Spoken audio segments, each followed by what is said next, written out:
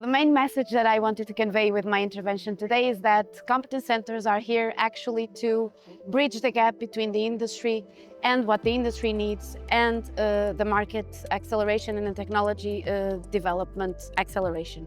So we really need to focus on bridging the gap that we have in terms of skills gap and to actually bring some value and to foster collaboration among the different competence centers across Europe.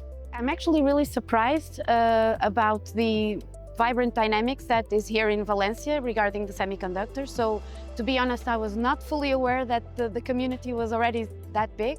So I think that the event is a very interesting opportunity for getting to know a little bit more what the ecosystem has to offer and actually to be let's say, a space to discuss the future challenges of the Chips Act 2.0. So it was very good that it was launched in Valencia. So I'm really happy to be here to hear that in the first person.